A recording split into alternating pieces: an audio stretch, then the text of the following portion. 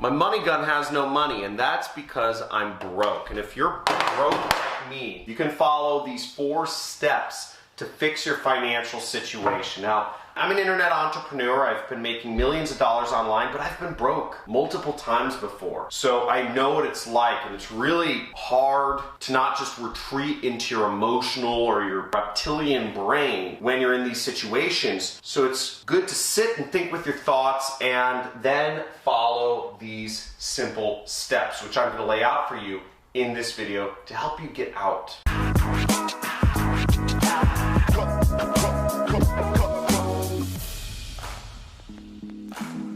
When you're struggling financially, it's hard. It's hard to think. It's hard to find a way out. You want a lottery ticket to just come up with the winning numbers, right? You want that miracle job offer to just appear and you get accepted for that great job making $5,000 or whatever it is a month. Or you just want that online business that you've been struggling with, right? That online business that you know can work, that miracle online business. It's gonna make you a lot of money just to work and just to feed money into your bank account. Just stuff it in there, right? But let's be real, is that you can't rely on any of those situations. You have to figure something out. And the first thing you have to figure out is you have to be open, right? Because that miracle, if you've never been successful in your own business before, it's not something to rely on. First off, you need a money vehicle, okay? A money vehicle. You need a money vehicle, and that's either a job or a business. Now, you can also get the best of both worlds, and you can find a job which helps give you skills and experience in order to take to your own business. Now, what I did when I got started was I always knew I wanted to be an internet entrepreneur and fly across the world and travel and do fun things, kite surfing, skiing, bungee jumping, etc. And I chose the path of both worlds. I got a job working for an internet business. So while I was working my job, I was learning 8 hours, 10 hours a day I was working. I was learning every single hour of the day skills that I could directly take over to my own business and make me money. This is the hardest one because it's managing your finances, tracking, budgeting, and making sacrifices. Now, a lot of folk do not want to track their finances. It seems like such a demeaning and patronizing thing to have to write down all of your purchases and write down where your money's going. But in fact, a lot of it can actually be very easy with apps like Mint, and there's phone apps that do all this for you if you're using credit cards and bank accounts for most of your purchases. And I would suggest using something like Mint, but whatever you use, track it. A lot of people want to skip that. It seems weird. But once you start tracking and you start seeing the trends month over month, you see where your money goes, and you see where you can save and create budgets and make sacrifices. If you're guilty of not tracking, of not budgeting, of not sacrificing, if you're guilty of any one of these, even when you've been in a prickly situation, type in guilty in the comments below. And it's okay. We're all on the John Crestani channel here. It's chill, no judgments. But make sure you take this into account. Type in guilty if you are, because understanding what you're doing is the first step to making changes. Okay, now generally speaking, if you're creating a budget, this is a fairly rough budget, but the buckets I've created were necessities, long-term savings, financial freedom, education, and fun. Now what you can do is you can bucket things this way, but you want to create a budget. Write it down. Start analyzing your finances. Start actually looking at things. Now, most people, this will work out, but 60% for necessities, 10% for long-term savings, 10% financial freedom, 10% education, and 10% fun. Now, what are these buckets and what is their importance?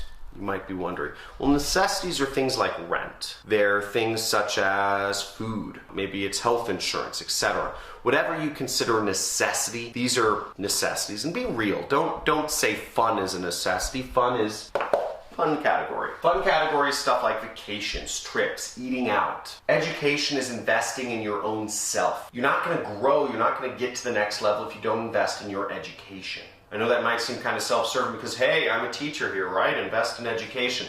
But let's be real here. Most people spend way too much money on education. Most people spend like In America, people spend $100,000, $200,000 to send each of their kids to college. That's out of control. Financial freedom is long-term investments. It's cash flow stuff. And this isn't a necessity in the beginning, but I include it in there because I think it's important. Cash flow things can be stuff such as bonds. They can be things such as real estate. Really, I look at them as stuff such as real estate. That's where I'm putting my financial freedom stuff in, income properties. And long-term savings in America, it's your retirement account. It's stuff you're not going to touch until you retire. And keeping a habit of always putting away 10% towards your retirement is a very good habit to get into. Now for me, my budget, it's a bit different than this. I'm in probably a different income tier than most people. I am in the 1%. And my necessities is about 15% of my budget. My long-term savings and my financial freedom are really stacked. I put a lot of money away. I put about 25 and 25.